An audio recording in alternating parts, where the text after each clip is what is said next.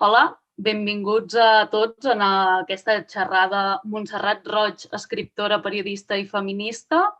Ens la presentarà la nostra convidada d'avui, la Maria Àngels Cabré, que és escriptora, crítica literària i la directora de l'Observatori Cultural de Gènere.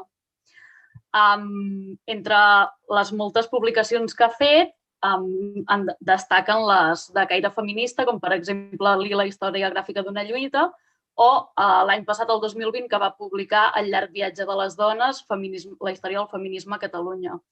Però, a més, ella, que ens presentarà la figura de Montserrat Roig, també fa poc ha publicat a l'editorial Coma Negra, que abans ens ho comentava, un llibre que recull els articles feministes de la Montserrat Roig, que es diu Som una ganga, i, a més, fa uns anys, el 2017, també va publicar un llibre a Pagès Editors sobre la Montserrat Roig i la Maria Aurèlia Capmany, que es titulava Miralls creuats, Roig-Capmany. No m'allargaré gaire més amb la presentació i la deixaré a ella que faci aquesta xerrada sobre les tres vessants més importants de la Montserrat Roig, que eren d'escriptora, de periodista i d'activista feminista, però només comentar-vos que si teniu algun comentari, pregunta, dubte, podeu dir-ho des del xat d'aquí de YouTube i al final, quan s'acabi la conferència, el recollirem tots i a veure si la Maria Àngels us pot resoldre tot el que hagueu comentat. I res, sense més, jo li dono pas a la Maria Àngels Cabré amb aquesta conferència, Montserrat Roig, escriptora, periodista, feminista. Endavant, Maria Àngels. Hola, molt bona tarda a tots i totes. Un plaer acompanyar-vos avui per parlar d'aquesta gran dona que és la Montserrat Roig.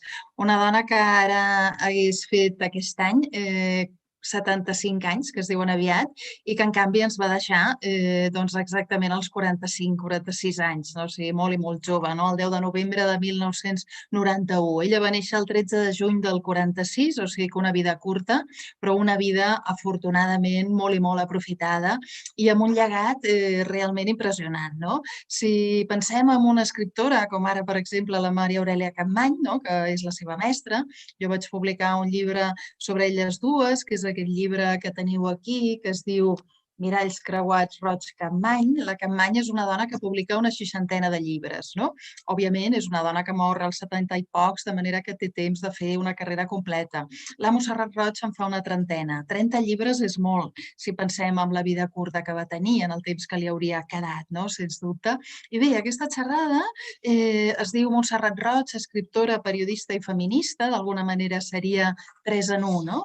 No totes les escriptores i no tots els escriptors tenen aquesta facilitat, no, de ser polifacètics i a sobre ser activistes. De manera que estem davant una personalitat especial, no? Una persona que podíem dir ho va donar tot, no? Es podia haver refugiat en la novel·la, es podia haver refugiat en el feminisme o es podia haver refugiat en el periodisme i va escollir aquestes tres maneres de mirar el món, no? Maneres molt complementàries, d'altra banda, no? La tenim com a autora d'un cicle narratiu de pes, un cicle que passa a la ciutat de Barcelona, la seva ciutat. Ella estimava molt la ciutat i tenia moltes ganes d'explicar la ciutat, no? Hem de dir que hi ha poques escriptores respecte dels escriptors que facin una dissecció de la ciutat de Barcelona. O sigui que aquí tenim una altra Mercè Rodoreda, per dir d'alguna manera, no? Jo sempre les comparo. Les dues van tenir interès en parlar de dones dintre d'aquest àmbit, dintre d'aquesta escenografia que és la ciutat de Barcelona, no? Després la coneixem pels seus articles periodístics, que són articles molt esmolats, que són articles sovint molt divertits, que són articles realment molt genials, molt brillants, no?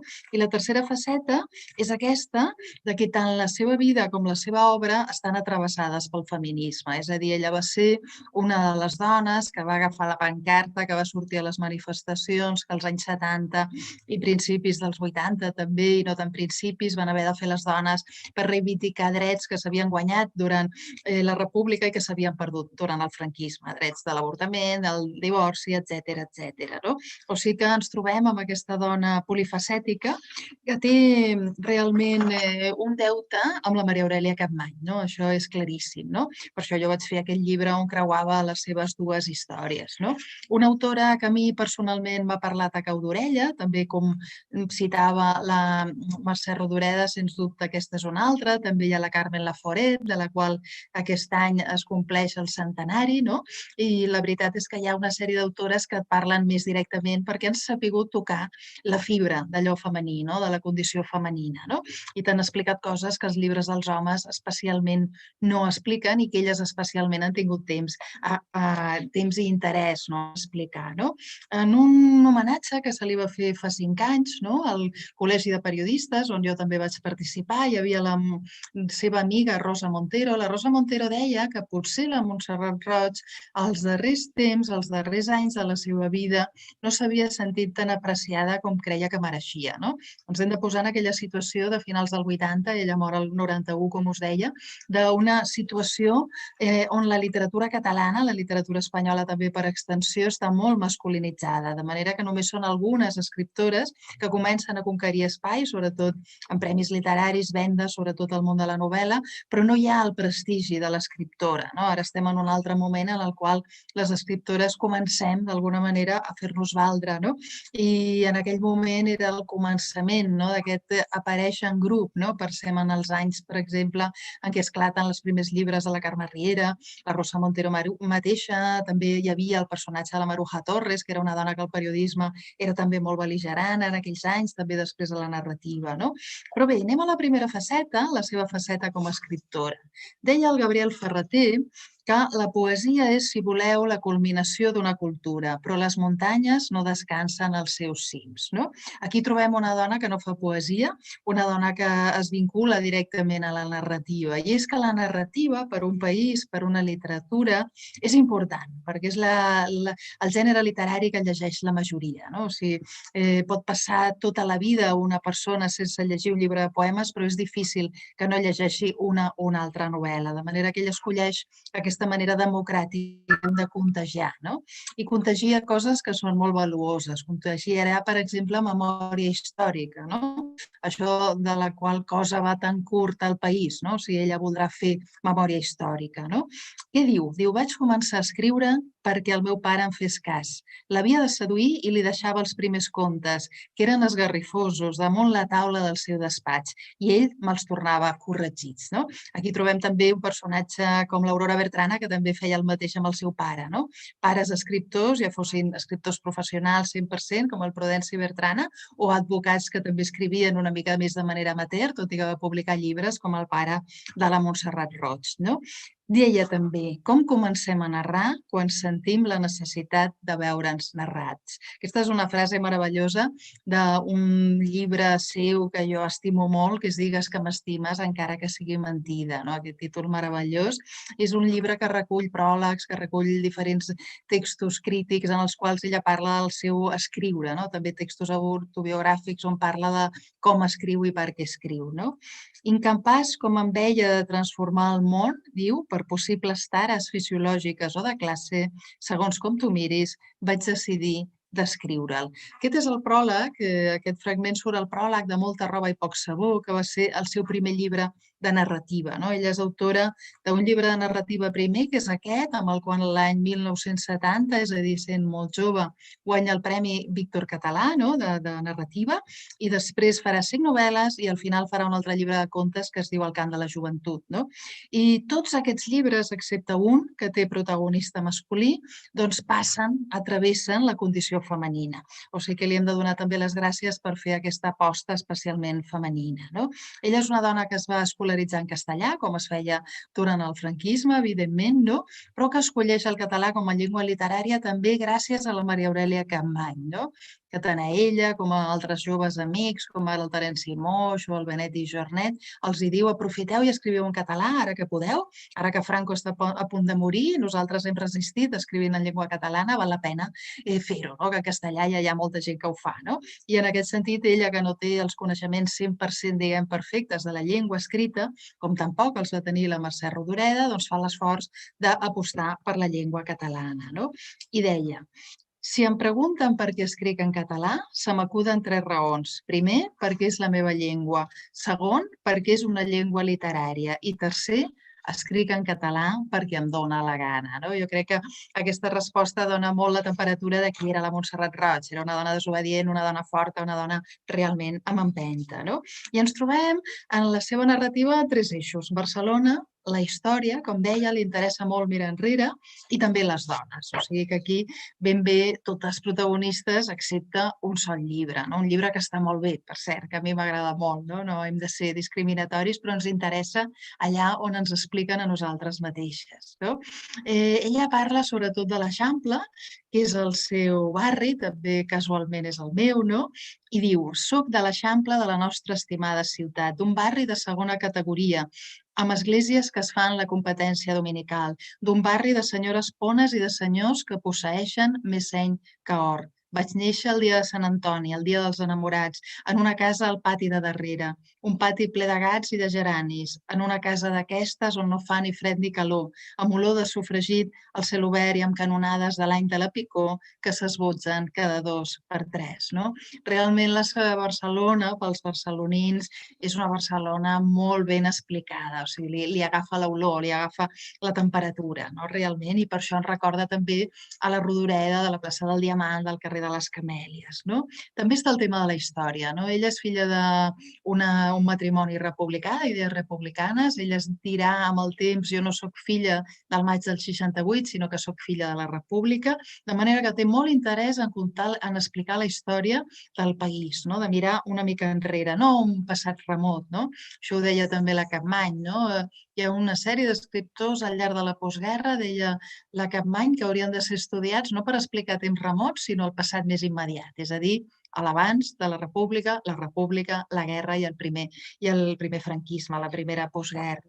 No, era una ciutat feia de runes de molts somnis, parla de Barcelona, de nostàlgies de mons que no havia viscut, perdó. Era una ciutat que em perseguia amb la veu dels altres, aquelles veus que no existien perquè mai no havien estat escrites. És a dir, que quan ella explica la història de les dones, està intentant donar veu a dones que en el seu moment no la van tenir. No?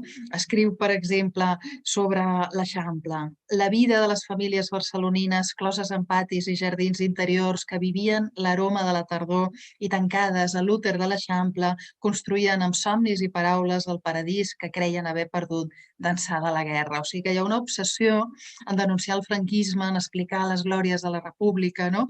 El dolor del canvi que va suposar tenir-ho tot i de sobte no tenir res, no? Sobretot, especialment, per la condició femenina, no? Dones que serien una mica com les Judits, les germanes de Shakespeare, no? De què parlava la Virginia Woolf, no? Diu, podia haver existit una Judit, germana de Shakespeare, i no hagués pogut fer absolutament res del que va fer Shakespeare, no? O sigui que ella intenta donar-los veu, i ho fa teoritzant la mirada que fa sobre la literatura feta per dones, ella mateixa exercint-la, parla de la mirada bòrnia, és a dir, de la capacitat, quan explica la vida de les dones o la seva mateixa, de mirar cap a dintre i mirar cap a fora, és a dir, explicar tot allò que passa per dintre i explicar la relació de la dona en el moment social, en el moment històric en el que viu. No? Com us deia, l'any 1970 guanya el Premi Víctor Català. Ella en aquell moment està a la tancada de Montserrat, és una dona activista política, no? I resulta que diu, vaig entrar a Montserrat com a llicenciada en Filologia Romànica, que és el que va estudiar a la Universitat de Barcelona, i vaig sortir com a escriptora, no?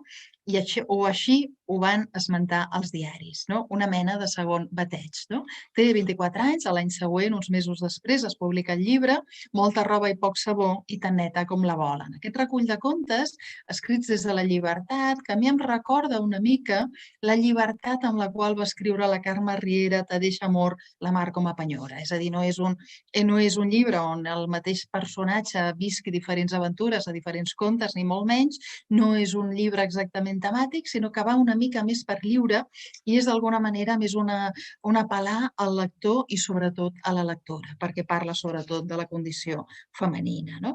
Però de fet aquest llibre ja anuncia que està preparant una extensa novel·la, diu. No? De fet no serà només una novel·la, sinó que seran 3 novel·les, serà una trilogia, no?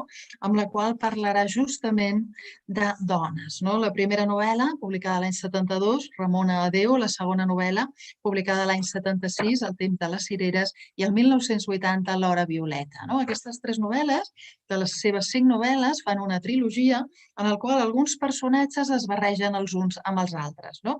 Personatges que surten a un, surten a un altre, no ben bé igual, o sí, no? O sigui que realment fa un exercici narratiu interessant que en clau femenina no tenia. No? Sí que és veritat que Ramona Deo, la seva primera novel·la, que és la història de tres dones, tres Ramones, tres mondetes, l'àvia, la mare i la filla, s'hi assembla una mica a un llibre que va publicar la Maria Aurelia Capmany, la seva mestra, que és Feliçment jo sóc una dona. En Feliçment explica la història d'una sola dona, la Carola Milà, una dona que neix al 1900 i que arriba fins als anys 60. En canvi, Ramona Deo explica una mica el mateix període de temps, de fet comença una mica enrere, no? Ja a finals del 19, amb tres personatges diferents, àvia, mare i filla. No? I realment és un llibre molt i molt interessant, no? Que s'assemblarà també una mica a Mirall trencat de la Rodoreda, tot i que la Rodoreda l'escriurà a posteriori, o sigui que és Mirall trencat el que s'assembla a Ramona Adéu. No? I aquí ens trobem aquesta història que passa per la pèrdua de Cuba, l'alçament del 34, la Guerra Civil, la Revolució Estudiantil del 68, que va viure en primera persona la Montserrat Roig. Tot i que justament quan va tenir lloc a París el maig del 68, ella va passar uns dies tancada a la comissaria, no? Detinguda, com tants joves estudiants marxistes en aquell temps van ser detinguts, no?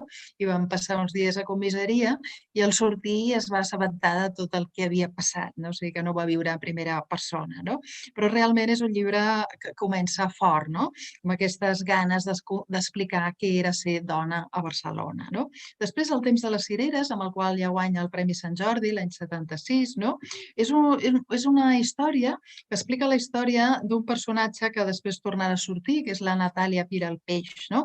Una fotògrafa nascuda l'any 38, justament coincidint amb la bomba del Coliseum. O sigui que sempre tenim referències barcelonines que podem distingir molt i molt bé. No? Diu, quan la Natàlia va tornar a Barcelona, la Natàlia venia de passar uns anys fora, va preferir anar al pis de la tia Patrícia, que era a la Gran Via tocant a Bruc. El seu germà Lluís, casat amb la Sílvia Claret des de feia 18 anys, vivia a la Peralta de la ciutat, en un dúplex al carrer Calvet. O sigui que podem realment caminar a la ciutat. No? És veritat que després també la Montserrat Roig faria un llibre que es deia Barcelona vol d'ocell, amb el fotògraf i amic seu Xavier Miseracs. O sigui que realment tenia voluntat de ser molt barcelonina també a la literatura. No? A la seva tercera novel·la, L'hora violeta, que ve d'uns versos del T.S. Eliot, no? Que havia traduït justament el Joan Ferreter, no? Doncs la protagonista, també surt aquesta Natàlia Miralpeix, però la protagonista es diu Norma, és amiga de la Natàlia, i és una periodista amb vocació d'escriptora que casualment està escrivint un llibre sobre els camps nazis, els catalans dels camps nazis, de manera que aquí ens trobem de ple la història de la mateixa Montserrat Roig, perquè ella va fer un llibre sobre els catalans als camps nazis, un llibre realment important. No? Passem després a la quarta novel·la, ja veieu que estic sent molt esquemàtica, però així tindrem temps de copsar aquestes tres facetes. A l'any 82 publica la Roig l'òpera quotidiana i aquí tenim un protagonista masculí. No? Tenim un home esclau de la imatge ancestral que l'obliga, a l'heroisme i que no s'acaba de defensar gaire bé amb això de la seva masculinitat. No? Són tres personatges, la Patrícia Miralpeix, que ja en sortia als llibres anteriors, no? Una jove i aquest personatge, aquest home. No? I també hi ha la Barcelona mirada amb microscopi. No? Diu, vaig acostumar-me a anar a la Rambla a prendre una horxata. Jo sortia de Ca la senyora Altafulla i ens trobàvem a la cantonada del carrer de l'Hospital. El senyor Duc em parlava de les papallones nocturnes. Deia que hi ha milers i milers d'espècies, més que de diürnes, i que la gent no s'hi fixa gaire, però que només cal anar a les estacions a la nit per veure com cauen estabornides pels llums elèctrics. No? Ja veieu que la Roig escriu amb molta claredat, però també té aquest toc poètic, tot i que ella mai es va dedicar a la poesia. No? De fet, aquí surt el primer personatge, important, masculí, però hi ha dos dones, o sigui que no és ben bé un llibre 100% masculinitzat. Sí que ho serà el quart, que és La veu melodiosa, que és la història d'un noi jove, d'un noi lleig, el qual l'avi, per por a que la vida li sigui complicada, no? I pel moment històric amb el que li toca créixer aquest nen, no? Doncs l'avi el tanca al pis del Passeig de Gràcia on viu ell i una senyora que els cuida i el net. No? Un net que no té mare, la mare ha marxat. No?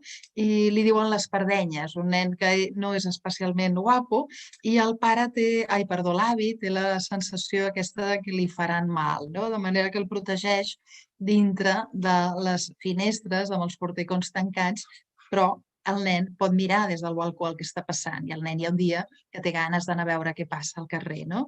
Però realment és una novel·la a la qual jo li tinc una especial estima, no? Perquè és realment molt poètica i copsa molt bé l'esperit dels anys 60 de la universitat a la qual anirà a parar aquest noi i de la qual, d'alguna manera, l'avi el volia protegir, no? El senyor Malagelada, diu la Roig, tenia idees republicanes, però no era un home d'acció.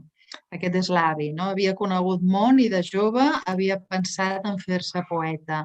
Va descobrir aviat que un mal poeta és pitjor que un assassí i s'havia d'enretirar a temps de l'art que dona més vanitosos i menys mestres. Pertanyia a una família que s'havia arruïnat i enriquit diverses vegades segons les evolucions de la política europea.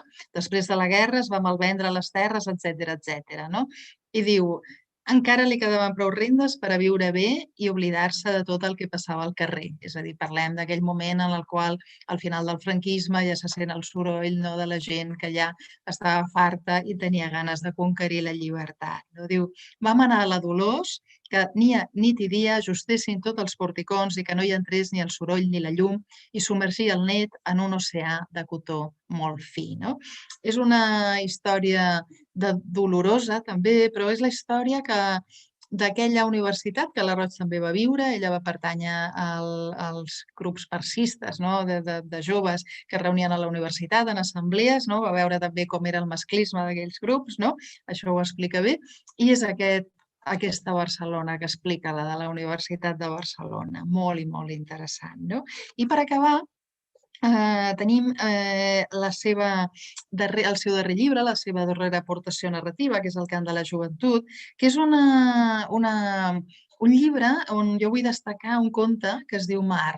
Mar és un conte dedicat a la que seria una de les parelles de l'Ovidi Montllor, no? la parella, diguem, més seriosa, més de temps, no? La Montserrat Blanes, i és un conte deliciós. És un conte que té molt l'esperit de la sororitat que respirava en aquells anys, no? De dones que s'ajudaven unes a les altres a intentar fer-se aquell trànsit de la presó a la llibertat una mica més agradable, no? Del franquisme a la democràcia. No? O sigui que recomanar-vos molt i molt la lectura de la Montserrat Roig, si no l'heu fet. No? Passem ara a la seva faceta com a periodista, una periodista molt esmolada. No? Jo he publicat recentment aquest llibre que ja mencionava la Laura, no? Som una ganga, publicat per Coma Negra. Som una ganga és un dels seus articles, no? Justament el primer article que diu les dones som un xollo, ho fem tot, no? Treballem i estem guapes i cuidem els fills i som amants i som bones persones, no? És un recull de justament els seus articles, però des del punt de vista feminista, és a dir, aquells que són més bel·ligerants, no? Amb el feminisme, no? Deia Gaziel que el bon periodista, el bon periodisme, ha de reflectir fidelment en les seves llunes la fisonomia del temps, no? La fisonomia del temps, no? Ella també ho fa, això. O sigui, té molt interès en que el temps quedi reflexat blanc sobre negre, negre sobre blanc, perdó, no? I una mica s'assembla al personatge de la Roig, va agafar, diguem, molta volada pública, va arribar a tenir un programa de televisió que es deia Personatges, molt important, on entrevistava gent de la cultura catalana, que li van censurar per ser massa d'esquerres, no? La qüestió és que jo diria que s'hi assembla una mica a l'Oriana Fallaci, en aquesta faceta de dona coneguda, dona que una mica envejada, no? Dona atractiva, dona jove, no? Que trenca una mica amb les convencions, no? En aquella època hi havia el Soler Serrano, que feia unes entrevistes, diguem, molt bones, no? Però la Montserrat Roig era una noia que tenia molta més capacitat de seducció, de manera que treia dels convidats moltes coses que els convidats no li volien explicar en realitat i li acabaven explicant. El Soler Serrano potser no, ho feia molt bé, però potser no tenia aquesta capacitat de seducció, no? De manera que ens trobem en aquesta dona, no? Sempre molt compromesa políticament, participa a la Caputxinada, com us deia també a la tancada de Montserrat, ingressa a l'any 68 al PSUC, a la clandestinitat, no? Evidentment, no? Milita un parell d'anys al PSUC i després a les eleccions del 77 serà candidata a diputada i per sort per ella jo crec que estava a la llista però no va sortir, no va arribar al seu número, estava una mica més a baix. No? També és una dona que no només fa periodisme, és a dir, ella publicarà diferents diaris, diferents revistes, no? Acabarà publicant un article diari durant un parell d'anys a l'Avui, que després es reunirà en un volum que us recomano molt i molt, que es diu Un pensament de sal, un pessic de pebre, no?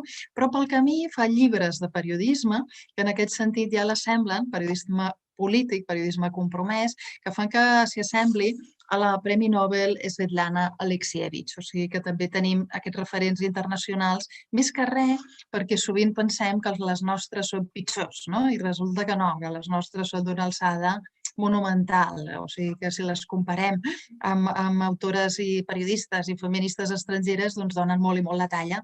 Per això també, per exemple, a la seva mestra Capmany li diem la nostra Simone de Beauvoir, perquè va ocupar ben bé el mateix espai simbòlic. No? Doncs tenim aquesta Roig, que és una barreja entre l'Oriana Fallaci i la Svetlana Alexievich, que ni més ni menys que es llança a fer per encàrrec de Josep Benet, l'historiador, un llibre que es diu Els catalans als camps nazis, no? Que no és qualsevol cosa, perquè és ni més ni menys que el primer cop on s'admet que hi ha morts nostres als camps de concentració i que va haver-hi presos allà nostres que van sortir en vida, no? I ella va entrevistar aquests presos que van sortir en vida, no? Una de les persones que entrevista és la Neus Català, no? Una dona que no coneixíem, una dona que va ser una activista política, una dona que va creuar la frontera a l'any 39 amb un munt de nens, pràcticament 200, per salvar-los realment de l'ocupació franquista de Barcelona, no? I ella diu, mentre escrivia el llibre hi havia moments en què jo creia que estava patint la deportació.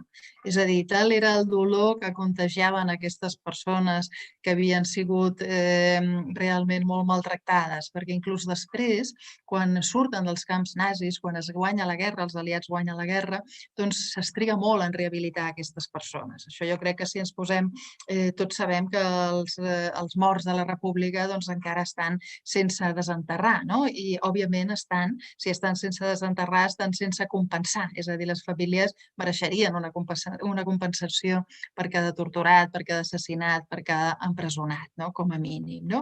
Doncs els hi va costar als exdeportats i exdeportades que els posessin en valor, no? I la Montserrat Roig ho fa un llibre de 500 pàgines amb aquests testimonis molt cruents, no? Molt frapants, no? I al final d'aquest llibre hi ha un munt de pàgines, pràcticament 100, dedicades a la llista dels noms de totes aquestes persones nostres que van patir aquell horror, no? En concret, la Neus Català la posa en contacte amb moltes dones que van estar al camp mateix que ella, al camp de Ravensbrück, on un grup de dones que estaven dedicades a la indústria de l'armament, és a dir, que estaven o posant pólvora a les bales o fent altres feines, doncs feien el possible per ralentitzar la feina perquè sortissin menys bales, és a dir, perquè matessin menys gent, no? Deia la Roig aquest llibre, als camps no hi valia la fortalesa física, no hi valia que estiguessis habituat a tota mena de sofriments o d'incomoditats extremes, no hi valia que haguessis nascut a pagès i que sabessis què és patir molt de fred o les gelades al matí, la monotonia de dies i dies de neu, el vent rúfol o el sol implacable. Del camp han sortit els que deien, malgrat tot, nosaltres som més forts que el feixisme, o els que repetien, jo he de sortir d'aquí per veure els meus, no? Realment un llibre més que recomanable, no? També va escriure un altre sobre el setge de Leningrad, que es diu Aviat, també anava a buscar aquesta noia temes complicats, no? Poguent-se quedar coses més còmodes, doncs realment es va arriscar molt i molt, no? És un llibre que publica l'any 82 en una primera versió, després el 85 la completa, que es diu L'agulla daurada. La primera la publica a Moscou, en castellà, i es diu Mi viaje al bloqueo. Doncs en aquesta agulla daurada el que fa directament és se'n va a Leningrad, agafa un guia, un traductor, i se'n va a veure els supervivents, no? El setge de Leningrad va ser una cosa espantosa, 2,5 milions de persones van patir el setge nazi i resulta que en van sortir vius 1,5 milions, de manera que l'altre milió va quedar enterrat justament a sota de la ciutat, en concret als parcs de la ciutat, no? I van morir pràcticament tots de fam, no? Van aguantar moltíssims dies, 900 dies, que són gairebé 3 anys, i realment és un tema que aquí no s'havia tocat, no? Ella deia que es quedava bloquejada quan anava a sentir aquests testimonis a les cases humils d'aquestes persones. Diu, no hi havia ningú a la ciutat que no tingués algun mort a la família d'aquell temps de fam i de fred, no? I deia, hi havia dues classes distintes de testimonis del bloqueig. Els que explicaven la història gran, que sovint et treu al passat com un tros de lluç del congelador, i els que referien als fets de cada dia i t'acostaven als present, és a dir, els que parlaven de les coses petites. No? A mi em va impressionar molt, quan el vaig llegir per primer cop, l'he llegit 2 o 3 cops, no? Doncs un moment en el qual un d'aquests supervivents, crec que era una senyora molt gran, evidentment, li diu: hi havia un dia que estàvem molt desesperats i que ja sabíem que potser no arribaríem el dia següent perquè no teníem res per menjar, quan vam veure una engruna a sota de la taula de la cuina i vam dir, ja tenim un dia més. No? O sigui, imagineu-vos la dimensió de la tragèdia. No?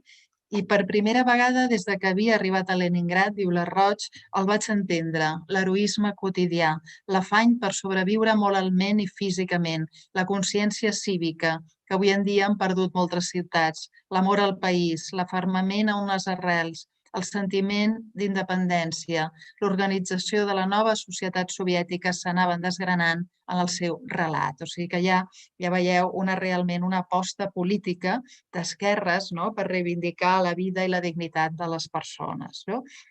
Ell havia començat a col·laborar a un diari molt famós de l'època, que era el Telexpress, no? Després va passar per la revista Destino, va publicar uns articles també breus molt xulos al periòdico que es deia Melindros, no?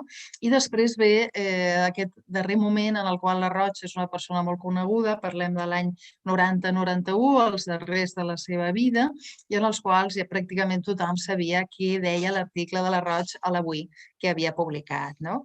És tan combativa i tan divertida que, per exemple, hi ha un moment en què hi ha una sentència del Tribunal Suprem que anul·la una condemna per violació, no? O suposadament perquè la víctima no s'ha resistit prou. Això encara passa, no? De tant en tant al diari llegim que un jutge d'aquests de la ultradreta doncs, ha decidit que aquella senyora portava unes calces que eren massa provocatives i és que mereixia ser violada. No? Doncs ella ja, en els seus anys, que han passat uns anys, deia: d'ara endavant, si una dona és manada a la força a un lloc deshabitat i algú fa amb el seu cos tot allò que li ve de gust, podrà ser considerat com un acte de convivència social. Això a un dels articles a l'Avui. No? O sigui que ens trobem un personatge realment potent. No? Després és una gran entrevistadora. No? Li va fer una entrevista molt famosa a la Mercè Rodoreda. De fet, li va fer 2. Deia de la Rodoreda: esa figura delicada que lentamente y bajo el peso de la confidencia me va abriendo la memoria de su vida, esconde un carácter firme y una energía nada común. Su sonrisa a medio hacer, que de vez en cuando estalla en una sonora carcajada, como un pájaro en primavera, su aire nostálgico, sus ojos que traslucen una profunda y arraigada tristeza. No? O sigui, té la capacitat de captar realment el personatge. No? Ella havia començat com a locutora de ràdio, va acabar tenint aquest programa de televisió que us comentava, la televisió espanyola, que llavors era l'única que hi havia, no? I entre l'any 78 i 79 s'emet aquest programa seu, que és un programa realment molt especial, perquè comença a donar veu a tota una sèrie d'intel·lectuals, pintors, escriptors, pensadors, cantants, no? Als quals no es donava prou veu. No? Eren tots molt d'esquerres, eren tots molt bel·ligerants, de manera que feien un programa molt divertit i molt canyero, amb un whisky a la mà, amb un cigarret, allò era, diguem, molt lúdic i al mateix temps era políticament molt agosarat. No? De manera que Televisió Espanyola, passat un temps, va dir: ja tenim prou. D'aquestes 2 temporades hem sentit coses una mica massa modernes, no? Pel temps que estem vivint. No? Hem de dir que quan mor Franco suposadament començarà la democràcia, però trigarà uns anys d'adaptar-se a l'esperit democràtic si és que ens hem adaptat 100%. No? Però ella entrevista gent com ara, per exemple, la Maria del Mar Bonet o la Trinca, el Vicenç Andrés Estellers, el Pere Quart, la Núria Espert, la Mary Sampere. O sigui que ben bé fa una feina d'apostolat de la cultura catalana. No? Diu, també vam tractar de donar a aquest programa, no? A través dels personatges que hi han anat sortint, una imatge de país, una imatge real, crítica, sense cofoismes, nostàlgies, sense perdonar-nos els defectes i errors només perquè hem estat perseguits, sense plorar. Per això a vegades podia irritar, perquè el nostre present és imperfecte i, si ho voleu, malalt, no? Però els nostres personatges venien a la televisió per demostrar-nos a tots que eren vius. Va fer una aportació realment a una societat que necessitava aquells cants de llibertats, aquelles noves veus, aquelles noves cares.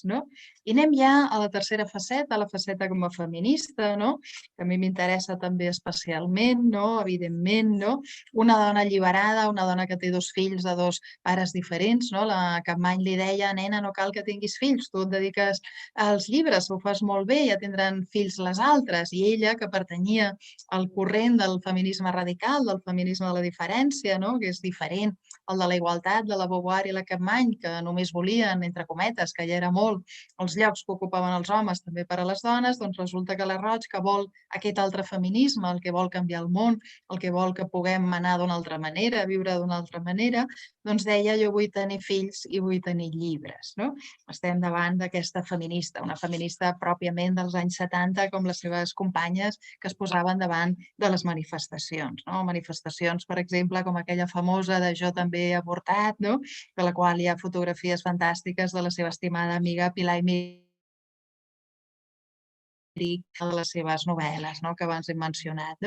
Ella va passar pel teatre, jo crec que també tenia aquesta capacitat d'entendre que el teatre és transformador i el feminisme és una eina de transformació.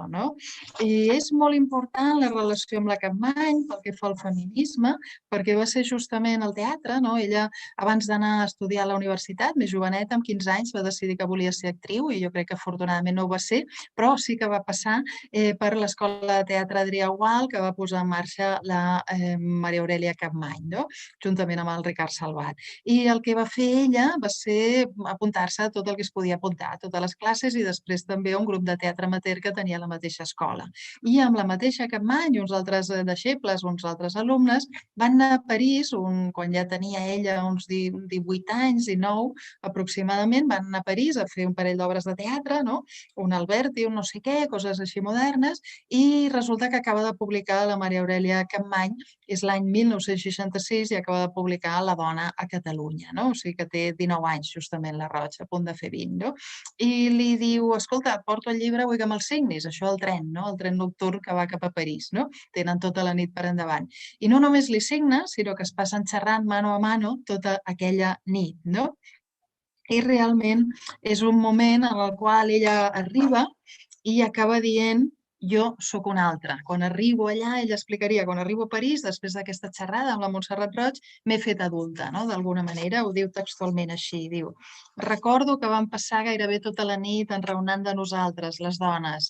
Ella em va escoltar i no em va donar consells, i em va dedicar el seu llibre. A la matinada, en arribar a París, vaig tenir la sensació d'haver tornat a néixer, o més ben dit, com si m'hagués convertit en una persona adulta. O sigui que també tenim aquesta idea de la genealogia, de la mestra i de la deixeble, que li passa el coneixement a la persona més jove, que haurà de ser la responsable també de dur a terme aquestes idees i de contagiar aquestes idees del feminisme. Ella va participar també com a feminista activa en una revista molt important d'aquells anys, que és la revista Vindicación Feminista, que va posar en marxa la Lídia Falcón i va dirigir la gironina Carmen Alcalde, una dona meravellosa que encara, diguem, està en actiu, i que ha escrit uns llibres molt i molt profitosos, també molt combatius i molt feministes. Doncs ella col·labora juntament amb altres dones com la Maruja Torres, l'Anna Maria Moix, etc., fent de redactora d'aquesta revista Vindicación Feminista, que va ser molt i molt important als anys 70, amb fotografies de la Colita, fotografies de la Pilar Aymerich, il·lustracions també estupendes, és a dir, una revista digna de tenir en compte. Ella no escriu cap llibre en el qual s'assassini a l'Àngel de la Llar, cosa que sí que fa la Maria Aurèlia Capmany a les seves cartes impertinents, però recollirà tots els seus articles i textos feministes en un llibre publicat a l'any 80 que es diu Tiempo de mujer entre interrogants, és a dir, aquesta idea de que el segle XX és el temps de les dones, el segle de les dones, ella ho posava entre signes d'interrogants perquè sí i no, és a dir, s'havia avançat molt però encara quedava. I a qui li dedica aquest recull? És un llibre en castellà, tant ella com la Capmany i altres autores i autors en aquells anys escrivien també per encàrrec sovint alguns llibres en castellà, tot i que fossin autores plenament en català. Diu la dedicatòria d'aquest Tiempo de Mujer, diu: a mi madre, que mucho antes que las feministas me hizo sentir el orgullo de haber nacido mujer, a mis hermanas, a mi abuela Albina, que fue feminista sin saberlo.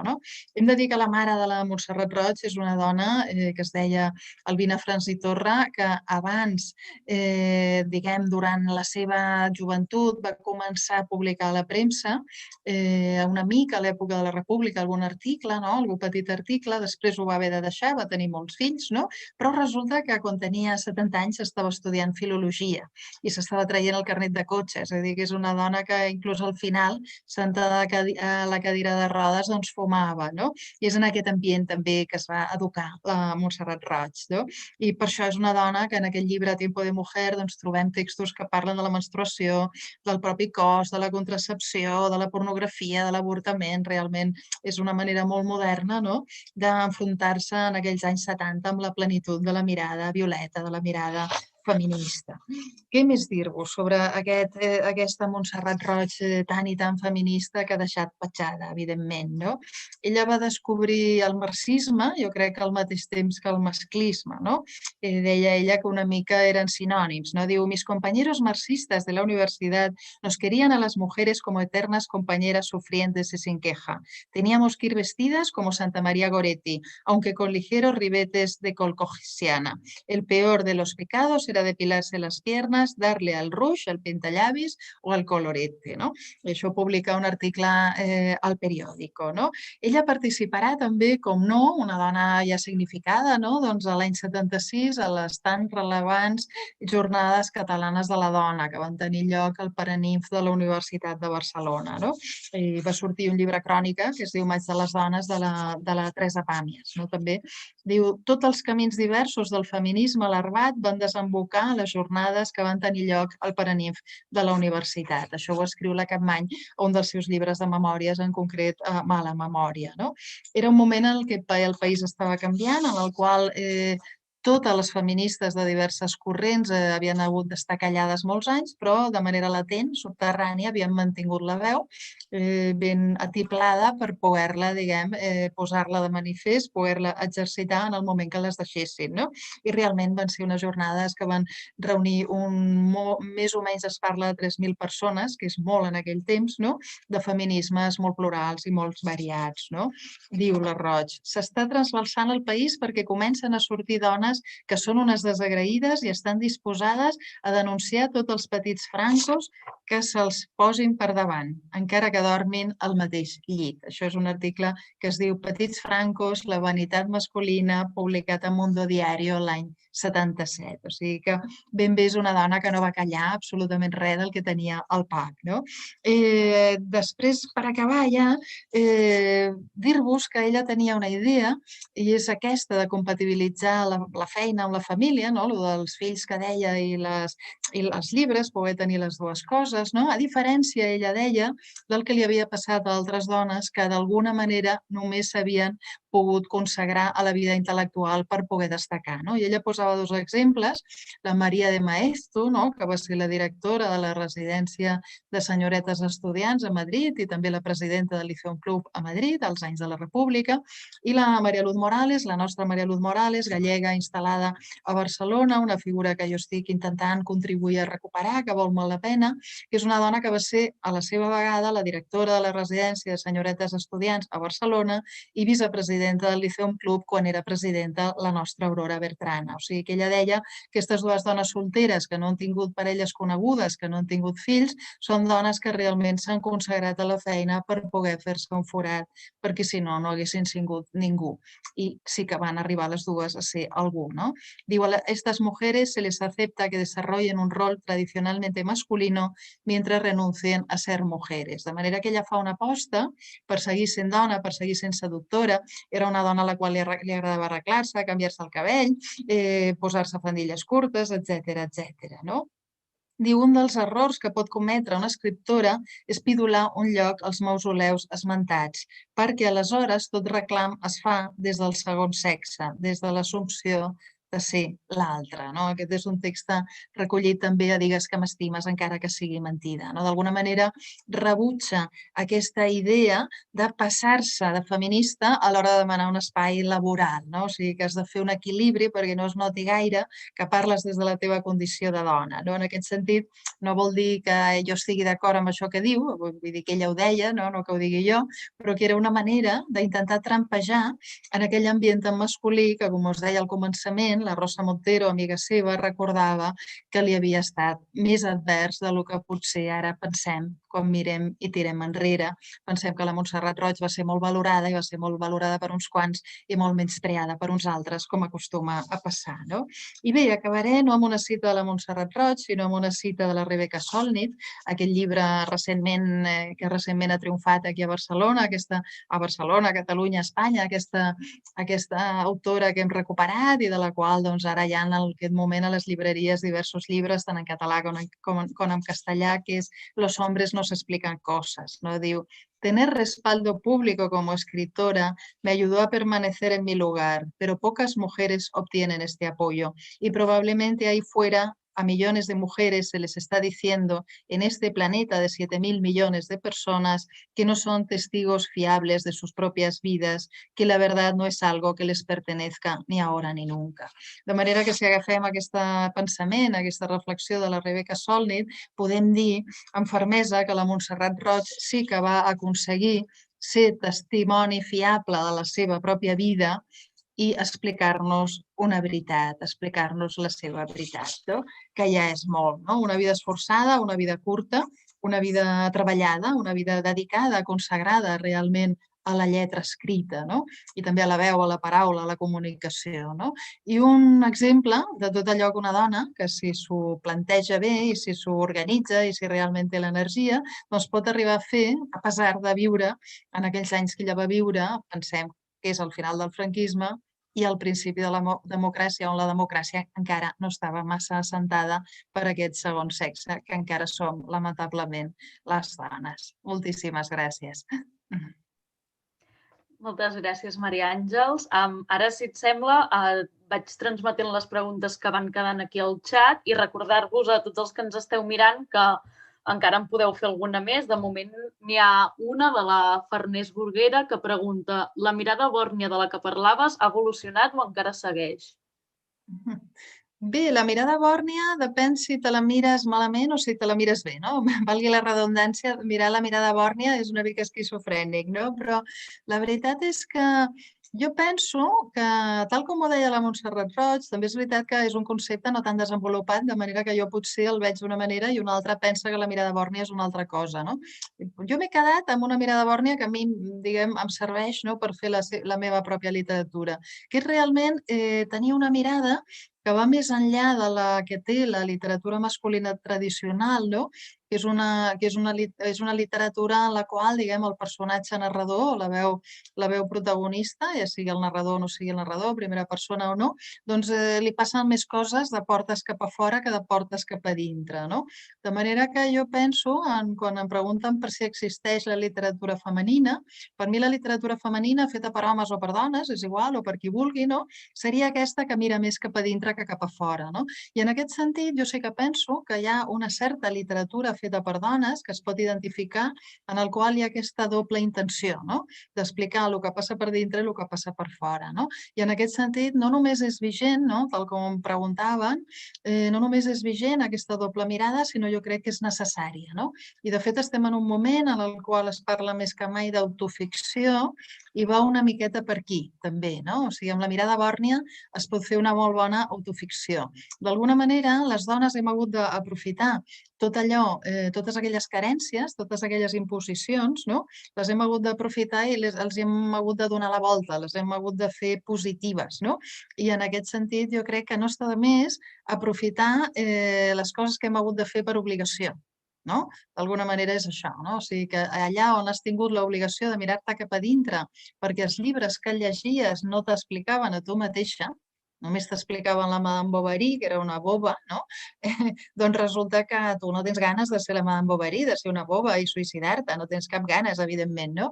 I has d'anar a buscar cap a dintre per poder explicar dones d'una altra manera. Per això la Montserrat Roig, quan explica les seves dones, les seves protagonistes, doncs són dones plenes de contradiccions, de pors, però encara i així són dones que estan agafant la veu, estan agafant la paraula. O sigui que visca la mirada bòrnia, diria jo.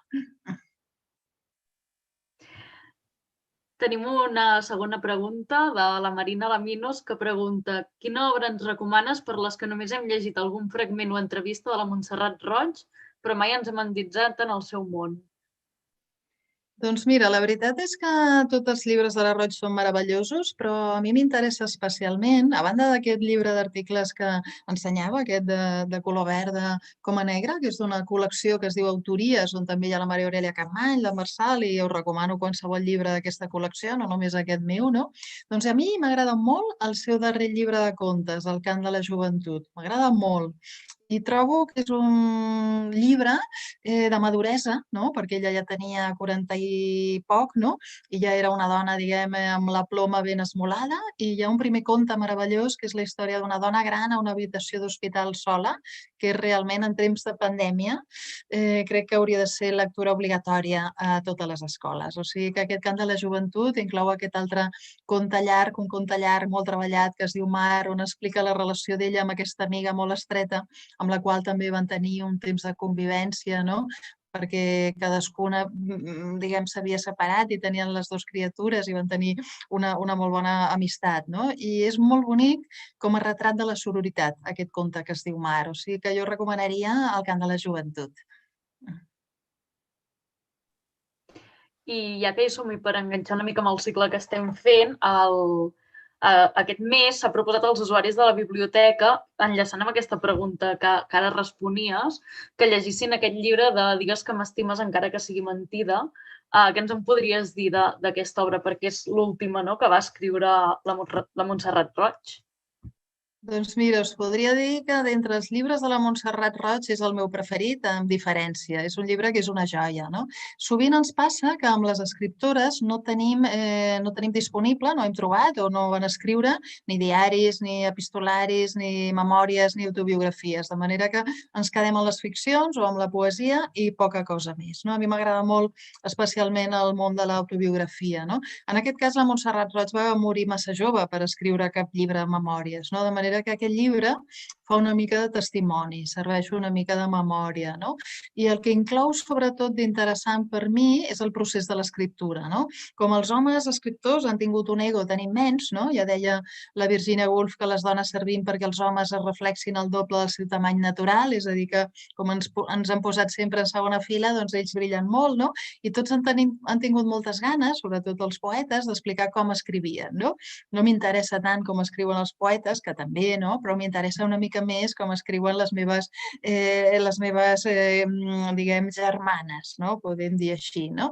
De manera que aquest llibre parla del procés d'escriptura des de la mirada femenina, també des de la mirada violeta, i en aquest sentit és molt i molt interessant, no? A mi me'l van regalar per Reis justament després de la mort de la Montserrat Roig, aquell 1991, o sigui que tinc l'exemplar de la primera edició, i jo crec que al costat de la cambra pròpia de la Virginia Woolf, a la meva biblioteca, que és força abundant, no? Són uns quants milers de llibres, doncs són els dos llibres que estan més subratllats, no? I Digues que m'estimes, encara que sigui mentida, té una particularitat que també té la cambra pròpia de la Virginia Woolf, que és un llibre que també parla molt del procés d'escriptura i de ser escriptora en un món d'homes. I és que cada vegada que el tornes a llegir, tornes a subratllar coses diferents. És a dir, que una mica és com una peça clàssica, allò dels clàssics que deia Calvino, dels clàssics són llibres que mai acaben de dir el que poden dir, no? O sigui que cada cop que tu has crescut uns anys i tens més experiència, trobes en aquest llibre, que és or, que és tresor, doncs una mica més d'or, una mica més d'alguna cosa que t'interpel·la directament i que no tens més remei que subratllar, no? No subratlleu els llibres de les biblioteques, però subratlleu els llibres propis amb llapis, a ser possible, amb rotulador no. També ens han deixat dos comentaris agraint la xerrada, que com que no sé si ja estàs veient al YouTube, jo te'ls transmeto. No els estic veient, no. Molt bona conferència, fan venir moltes ganes de rellegir-la, gràcies. I és molt necessària aquesta mirada molt present en els llibres. A més, ens han deixat dues preguntes més. La primera és com seria la Montserrat de les fake news i les xarxes socials? Jo crec que faria un ús responsable de les xarxes socials. Tinc la lleugera sensació que seria prou intel·ligent per no deixar-se menjar, no? Però jo estic segura que no callaria i estic segura que en aquesta quarta onada del feminisme seria molt i molt bel·ligerant, no? I per no parlar de la política, no? Per no parlar dels moments que estem vivint, no? En tots els aspectes, no? De la pujada de l'ultradreta o dels desitjos d'independència o de la reacció de Madrid o dels presos polítics. Estic segura que seria una dona compromesa amb el seu moment, no? Però jo espero i vull pensar que les persones intel·ligents com ella fan i farien un ús sostenible de les xarxes socials que tenen una part molt verinosa. Ara també ens han deixat una pregunta que engloba més autores de les quals has anat parlant durant la conferència. Ens pregunten si haguessis de proposar un itinerari de lectures que connectessin l'Aurora Bertrana, la Mercè Rodoreda, la Maria Aurèlia Capmany i la Montserrat Roig, quines obres recomanaries de cada una d'elles? Bé, la veritat és que em pregunteu per a dones que m'agraden molt i escriptores que m'interessen molt i que he llegit més o menys senceres, no? De manera que jo diria que l'Aurora Bertrana, tot i que les seves memòries són fonamentals, ella diguem, com a símbol d'aquella Catalunya de la República, no? D'aquells anys on les dones van ser molt protagonistes i van tenir veu, doncs les seves memòries són molt sucoses, però òbviament el llibre que més resumeix la figura seva com a dona nova, dona moderna, que va captar l'atenció dels lectors i les lectores, no? Doncs Paradisos oceànics, sens dubte, no? Que va ser el llibre que la va portar a la fama, no? Després, si anem a la Maria Aurèlia Capmany, he citat com a novel·la seva Feliçment jo sóc una dona, jo crec que d'entre les seves és la novel·la més pròpiament feminista, no? És una novel·la històrica però només arriba al 1900, de vegades la Maria Aurèlia Capmany, que sabia molt d'història, se'n va molt més enrere i aquesta ens quedem al segle XX, que el coneixem més, no? O sigui que jo recomano aquesta història apassionant de la Carola Milà, que és una filla il·legítima que acaba passant pels palcos del Liceu, que acaba prostituint-se i que acaba muntant un restaurant a París. O sigui que és realment una història molt bonica, no? I després teníem, qui més? La Roig, jo de la Roig, qualsevol de les novel·les podia ser, no? I qui més? La I Marçal? la Rodoreda. No, la Rodoreda. Sí, de la Rodoreda jo personalment sóc molt fan de la plaça del Diamant, això ho reconec que sóc molt fan, però també és un gran llibre El carrer de les Camèlies, o sigui que una de les dues també per fer-ho molt barceloní, no? Els Paradisos oceànics queden molt lluny, però en canvi el llibre del que parlava de la Capmany doncs és molt barceloní, doncs per seguir amb la cosa barcelonina un d'aquests dos, de la Rodoreda, tot i que he de dir que la Rodoreda és tota una meravella, o sigui que és la més gran escriptora que ha tingut la península espanyola al segle XX en narrativa, segur, no? I després de la Roig, doncs la Roig és que és tota una meravella. Jo he de dir que tot i que les Ramona Déu, Laura Violeta, les que parlen més de dones, són molt precioses i Ramona Déu, sens dubte, és un llibre que val la pena, també si el comparem amb aquest Feliçment jo sóc una dona, està bé llegir els dos a la vegada, un darrere l'altre, no? O mira, no estaria de més llegir-los a la vegada. Podria ser una bona operació perquè hi tenen concomitàncies, no? Però hi ha també un llibre que m'agrada molt de la Roig i és aquesta novel·la diferent, que és La veu melodiosa, la història d'aquest nen lleig que el avi tanca i que acaba sortint al carrer i patint una mica la burla dels contemporanis, no? I també la política i, bueno, el créixer, no? I el fer-se gran, no? Doncs La veu melodiosa és una meravella. Hem de dir que La veu melodiosa la va traduir al castellà el poeta José Agustín Goytisolo, que també és un gran poeta, o sigui que no per res, però és un llibre especialment poètic, per això li van donar a traduir a un poeta, no? De manera que crec que aquest també és un llibre que està bé per començar amb la Roig perquè agafa una temperatura, la mirada és sobre un moment que per ella va ser un moment de formació, que és aquella universitat, no? On començaven a moure's les coses i que ella va viure en primera persona. I ara que ha sortit també la Mercè Rodoreda, abans has comentat que la Montserrat Roig la va entrevistar i has llegit, de fet, un fragment de com n'havia captat l'essència. Quina relació van tenir més enllà aquestes dues escriptores? Bé, la Montserrat Roig, no només perquè entrevistava a tothom, sinó perquè coneixia a tothom, no? Era una persona que com a periodista ja s'havia fet valdre, no? De manera que amb aquests retrats que feia, primer ella va començar fent primers retrats, no? De fet, estan recollits en diversos volums que es diuen Retrat 1, Retrat 2, no? Retrats de diferents escriptors i escriptores. Clar, amb la Montserrat Roig i la Rodoreda van mantenir la relació, sens dubte, però s'ha de dir que també la Rodoreda era una persona reservada, no era una persona que quedés cada tarda amb una jove Montserrat Roig. No era com la Capmany, o sigui, és més estreta, infinitament més estreta i més d'amistat la relació amb la Capmany. Amb la Rodoreda jo m'imagino que devien tenir una relació cordial i sobretot per part de la Roig una relació d'admiració, es van veure diferents vegades, però no era una cosa pròpiament d'amistat. I en canvi amb la Capmany sí que tenien una relació estreta d'amistat. Molt bé, doncs si no hi ha cap pregunta més, que jo de moment no en tinc al xat, ara portem tot just una hora, que és més o menys el temps que ens havíem proposat. Només dir i afegir que si voleu explorar més sobre la relació entre la Maria Aurèlia Capmany i la Montserrat Roig, recordar-vos que la Maria Àngels Cabré justament va publicar aquest llibre que abans ens ha ensenyat de Miralls Creuats, que és molt interessant, i a més també aquest alt... Exacte. Aquest llibre. I el que s'ha publicat fa poquet a Coma Negra, dels articles feministes. Surt la Roig. I també, a més, jo personalment també us recomano de la Maria Àngels Cabré que us llegiu El llarg viatge de les dones, i Lila, que Lila és sobre la història gràfica del feminisme, és superinteressant i us el recomano tots dos. I res, agrair sobretot a la Maria Àngels que ens hagi acompanyat avui per tancar el cicle sobre la Montserrat Roig i que ens hagi compartit aquesta conferència que ha estat molt interessant i ens ha enriquit a totes. Crec que parlo en nom de les espectadores que hem estat veient i espectadors. I res, moltes gràcies, Maria Àngels, per acompanyar-nos avui. Moltíssimes gràcies a vosaltres i recomanar-vos a la Roig, sens dubte, però també la literatura feta per dones en general. Jo sempre dic que els homes ja els hem llegit molt i que ara toca donar veu a les dones. I què millor manera de donar veu a les dones que llegir-les i comprar els seus llibres i tenir-los a les nostres prestatgeries i regalar-los a les amigues i compartir-los amb els amics. O sigui que molta força a la literatura feta per dones. I moltíssimes gràcies.